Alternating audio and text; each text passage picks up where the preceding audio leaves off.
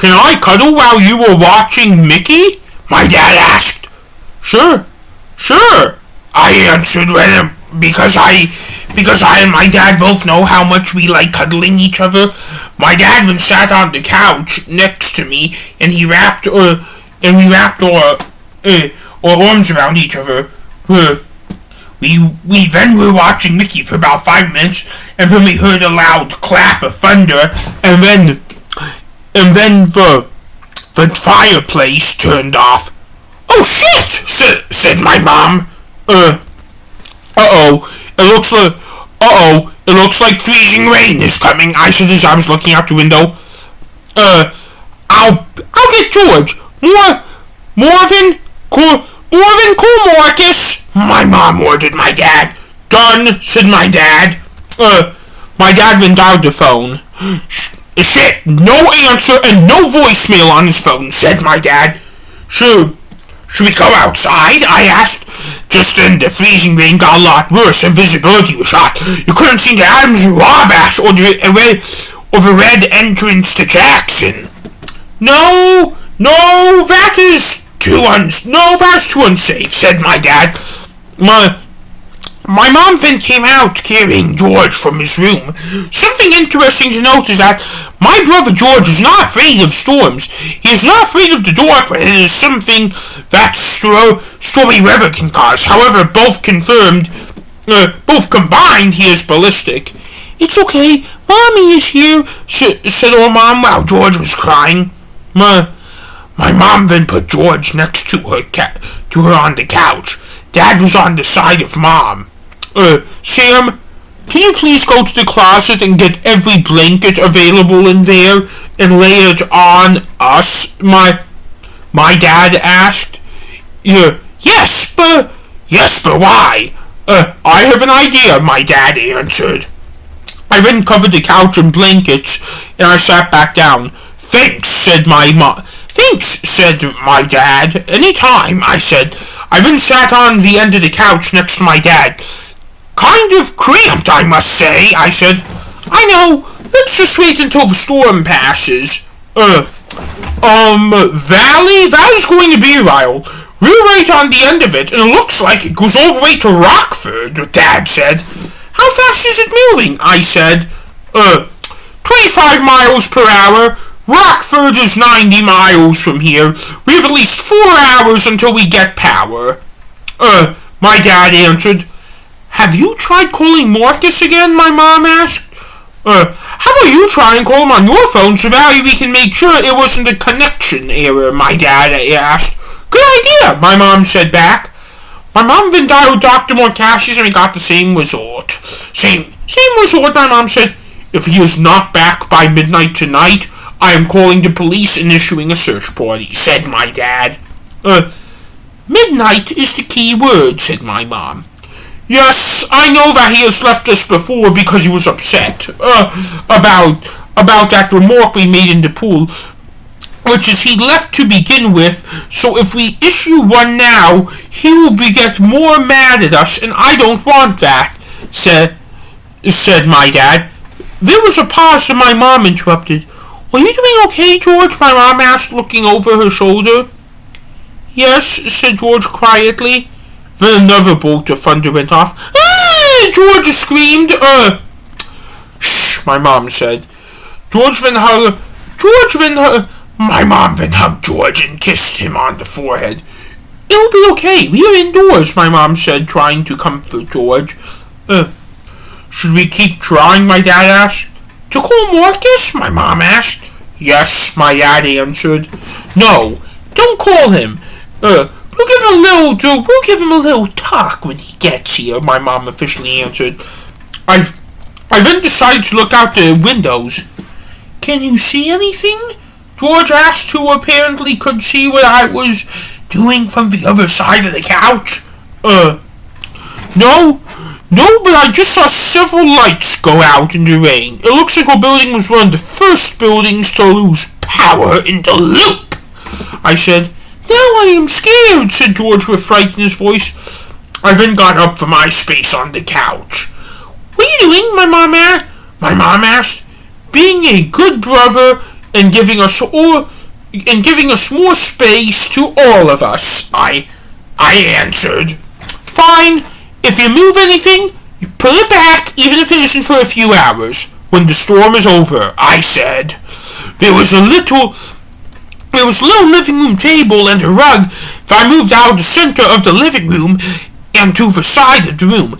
There was two smaller couches on the side of the couch we were on, and I moved them to be parallel with the couch we were on with my family's cooperation. And then basically I made a bed with a little lump in the middle of it, and the bed had a ceiling, which I made out of blankets, and I brought a flashlight that could also be a lantern in it, which were with us so we could see. What's the point of all of this? My dad asked, with his voice sounding a little bit funky, because of the blankets blocking out the sound. So that way we can move around and have more space and stay warm, and it blocks out some of the thunderstorms, thunder noises, so George doesn't get scared, I answered. I like it. Thanks for doing that. You're welcome, I said. Do you like it, Mommy and Daddy? George asked. My dad was answering until my mom answered to it. We refused to respond to that question this time. No offense, said my mom. None taken, I responded. I then watched George and my dad melt into my mom. So, what do you want to do until the power comes back? My mom asked. I think you know the answer to that, my dad answered, looking at my mom. You know my answer too, said George. Okay, said my mom. I guess I'll need to cuddle Dad too, I said, laying down to the side of Dad in the bed I made. There was a pause that George interrupted. I'm sorry I hurt you earlier today, Mom, said George. It's fine, said Mom. Do your feet still hurt? George asked. No, they feel warm, Mom answered. We don't know how long it was until the ceiling punched us, especially George. Ow! George screamed. Me and my dad then popped through the roof. We made and punched us, and punched all of us, and our prediction was true. It was Dr. Morcassius. Did you just jump on us? My dad asked. Sorry, I thought we got a new trampoline, said Dr. Morcassius. As soon as Dr. I was told, the power came back on. Sam, take this down. Marcus, go to your room. And Sam, I'm sending to your room after you're done. You're done resetting anything so you don't hear anything when Marcus comes out, said my dad as he was uncovering the bed I created. Okay, I said. I then uncovered the rest of the bed I created, and I saw George was crying in pain, and my mom was cuddling and kissing him tightly so he heals. It was about 7 minutes after that until everything was back to normal. Thanks, Sam. I'll take you out for popcorn in a little bit. I think you yell at your older brother first. Please go to your room and send Marcus to us, said my dad. I then entered my room. Dr. Morcassius, I said as I was pointing out at the door. Dr. Morcassius then left our room and went to the living room in Robbinsog. He didn't shut the door, so I did. I then pressed my ear on the door because I could tell that he was in deep trouble because I could still hear George was crying. I couldn't make sense of the entire conversation, but I could tell it was getting ugly. However, the ending of that conversation, I could make totally sense of it, and it was scary. What's going on? We have a right to know! I hear my mom yell through the door to my bedroom. I'll never tell! I heard Dr. Morcassius yell through the door. You have 1 week. If you don't confess to what's going on, we're going to put you in an asylum, said my mom through the door. Hey, Valerie, let's up the stakes and not just put him in an asylum. Let's put his brothers in an asylum as well, so that they can confess to it too, said my mom. Good idea, said my dad. I'll let Sam know, said my mom. I then opened the door and said, "No need to. I have been eavesdropping." "So, are you confessing now?" my mom asked.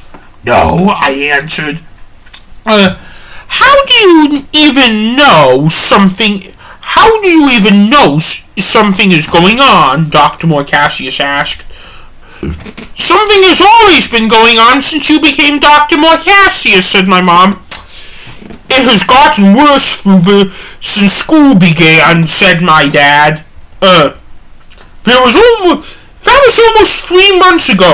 You should have been used to that by now," said Dr. Morcassius. "We want Marcus back," said my mom.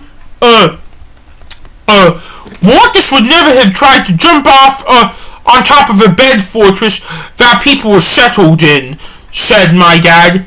That's it. I am done. Marvin and Valerie, I will never tell you what is going on, and if you ask me again or try to put me in an asylum, I am going to rape you!" screamed Dr. Morcassius at the end. My parents stood there looking absolute horror on their faces as Dr. Morcassius walked back to our room, because that is not only our character for Marcus, that's our character for Dr. Morcassius, because that's unusually dark for Dr. Morcassius. Three things. 1, he is paying for that entire cleaning. 2, confess if you know anything now, because we will put you in an asylum to confess. 3, if you don't feel like confessing now, please try talking to him," said my dad in a quiet voice. I don't feel like talking to him because I am just as shocked as you are. That's so out of character for even Dr. Morcassius," I said to my parents. "Then are you going to confess to anything to us now?" my mom asked. "We do have a right to know," said my dad. I then paused. "Samuel?"